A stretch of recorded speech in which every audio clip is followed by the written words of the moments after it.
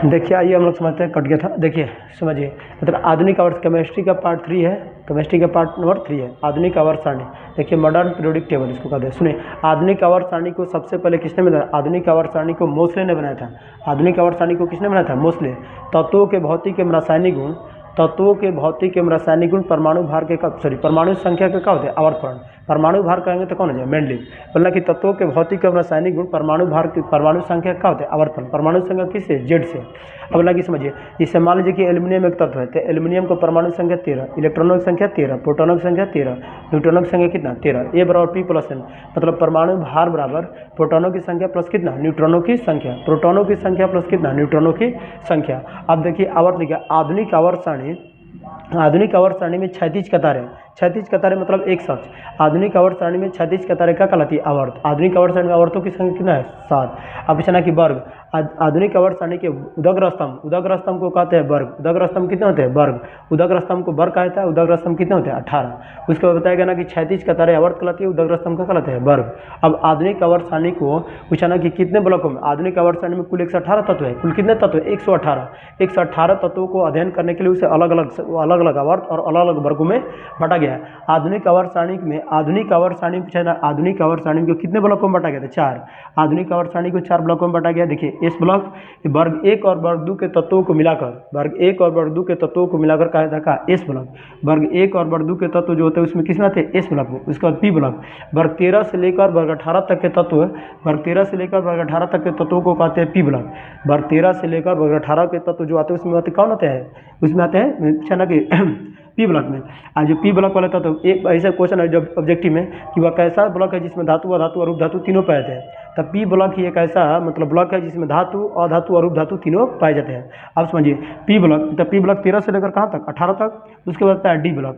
तो D block बताया जाना कि वर्ग 3 से लेकर कितना तक? 12 तक। वर्ग 3 से लेकर 12 तक जिसमें तत्व आते हैं उसे क्या कहते हैं? D block. और डी ब्लॉक के तत्वों को संक्रमण तत्व के नाम से जाना जाता है। अब समझिए, देखिए ए ब्लॉक, ए ब्लॉक बताया जाना कि एफ कोई डी ब्लॉक के तत्वों को ही काट के क्या बनाया गया? F block. डी ब्लॉक के तत्वों को ही काट के बनाया गया एफ ब्लॉक। अब देखिए ए ब्लॉक जो है ना नीचे आवर्त सारणी के नीचे वाले पार्ट में रखा गया किसको? ए ब्लॉक को। वैसे तत्व जो डी ब्लॉक में जो रेडियो सक्रिय तत्व है, रेडियो सक्रिय तत्वों को ए ब्लॉक तत्वों में रखा गया है। आप समझिए लेंथेनाइड श्रेणी, लेंथेनाइड श्रेणी किसे कहते हैं? तो देखिए 57 तक रेगुलर परमाणु संख्या है। परमाणु संख्या कहाँ तक है? 57 तक है रेगुलर, एकदम सेम है। और 57 से काट को आवर्त सारणी को क्या कर दिया? अलग कर दिया गया, अलग कर दिया। तो देखिए ए ब्लॉक सबसे पहले आता है लेंथेनाइड श्रेणी। लेंथेनाइड श्रेणी 58 से लेकर 71 तक, इसमें 14 तत्व होते हैं। वर्ग जाना कि 58 से लेकर कितना तक? 71 तक जो तत्व है उसी को क्या कहते हैं? लेंथेनाइड श्रेणी। ये क्रियाशील होते हैं। रेडियो सक्रिय तत्व इसी नहीं का आवर्त सारणी से काट के अलग रखा है। किसमें? ए ब्लॉक में। अब सुन एक्टिनाइड श्रेणी, एक्टिनाइड जो श्रेणी होता है ना, इसको पूछना कि 90 से लेकर 103 तक के तत्व किस श्रेणी में आते हैं? तो एक्टिनाइड श्रेणी। इसको कुल कितने तत्व? 14। अब बताइए समझिए, बताया गया ना कि वर्ग 1 वर्ग की टोटल वर्ग कितना थे? 18। तो एस ब्लॉक वर्ग 1 और वर्ग 2 के तत्वों को मिलाकर एस ब्लॉक। पी ब्लॉक वर्ग 13 से लेकर वर्ग 18 तक के तत्वों को पी ब्लॉक। इसमें धातु, अधातु और उपधातु तीनों आते हैं, ध्यान रखिएगा। डी ब्लॉक, डी ब्लॉक जो है वर्ग 3 से लेकर 12 तक के तत्वों को कहते हैं डी ब्लॉक। ए ब्लॉक वर्ग डी ब्लॉक के तत्वों को ही काटकर जो रेडियो सक्रिय तत्व ने काटकर क्या किएगा? अलग। जैसे होता है पहला लेंथेनाइड श्रेणी, दूसरा का एक्टिनाइड श्रेणी। 58 से लेकर 71 तक जो होते हैं उसे क्या कहते हैं? लेंथेनाइड। 90 से लेकर कितना तक? 103 तक जो होते हैं उन्हें क्या कहते हैं? एक्टिनाइड श्रेणी। अब देखिए वर्ग की विशेषता कुछ बताएगा, ऑब्जेक्टिव है। ऑब्जेक्टिव है समझिए, देखिए क्षारीय पूछना कि क्षारीय धातु कितने हैं? तो क्षारीय धातु बताना कि क्षारीय धातु वर्ग 1 के तत्वों को कहते हैं क्षारीय धातु। वर्ग 1 के तत्वों को जिसे वर्ग के रूप में बताया गया, वर्ग 1 के तत्वों को क्या कहते हैं? क्षारीय धातु। वर्ग 1 के तत्वों को क्षारीय धातु कहता है। अब वर्ग 2 के तत्वों को क्या कहते हैं? वर्ग 2 के तत्वों को कहते हैं क्षारीय मृदा धातु। वर्ग 1 के तत्वों को कहता है क्षारीय धातु। अब वर्ग 2 के तत्वों को क्या कहता है? क्षारीय मृदा धातु। अब क्षारीय मृदा धातु जो मतलब मिट्टी में पाते हैं। अब समझिए क्षारीय धातु पहले वर्ग 1 के तत्वों को क्षारीय धातु, वर्ग 2 के तत्वों को क्षारीय मृदा धातु। अब डी ब्लॉक पूछा ना कि डी ब्लॉक, तो डी ब्लॉक जो होता है ना, डी ब्लॉक के तत्वों को संक्रमण तत्व के नाम से जाना जाता है। डी ब्लॉक के तत्वों को किस तत्व के नाम से? संक्रमण तत्व के नाम से जाना जाता है। ए ब्लॉक जो होता है ना, ए ब्लॉक के तत्व, ए ब्लॉक के तत्व जिसे क्या कहते हैं? अंतः संक्रमण।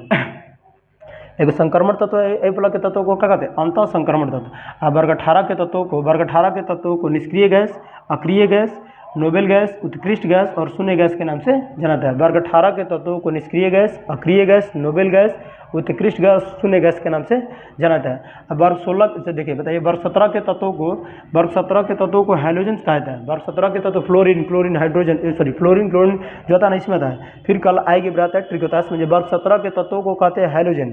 अब वर्ग 18 के तत्वों को क्या कहता है, वर्ग 18 के तत्वों को तो निष्क्रिय कहता है। अब वर्ग 11 के तत्वों को क्या कहते हैं, सिका धातु, जिससे सोना, चांदी, तांबा ये सब जो सिक्का बनता है उसी में आता है। तो इसमें पूछा ना वर्ग 11 के तत्वों को क्या कहते हैं, वर्ग 11 के तत्वों को कहता है सिक्का धातु। वर्ग 11 के तत्वों को क्या कहता है, सिक्का धातु।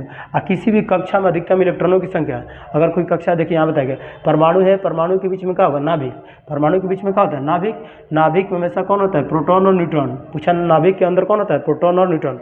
ऐसे आप क्वेश्चन पढ़ेंगे कि सभी परमाणु विद्युत उदासीन क्यों होते हैं, तो किसी भी परमाणु में ऋण आवेशित इलेक्ट्रॉनों की संख्या धन आवेशित प्रोटॉनों की संख्या क्या होती है, बराबर, इसलिए परमाणु विद्युत क्या होते हैं, उदासीन होते हैं। तो परमाणु के नाभिक में कौन पाया जाएगा, प्रोटॉन और न्यूट्रॉन। और नाभिक के चारों तरफ चक्कर कौन लगाते रहता है, तो इलेक्ट्रॉन। परमाणु के नाभिक के चारों तरफ चक्कर कौन लगाता है, इलेक्ट्रॉन। और परमाणु के नाभिक में कौन रहता है, प्रोटॉन और न्यूट्रॉन। अब देखिए किसी भी परमाणु में अधिकतम इलेक्ट्रॉनों की संख्या, कक्षा में अधिकतम इलेक्ट्रॉनों की संख्या का सूत्र क्या होता है, किसी भी परमाणु में कक्षा में अधिकतम इलेक्ट्रॉनों की संख्या का सूत्र क्या होता है, 2n²। अब यहाँ समझिए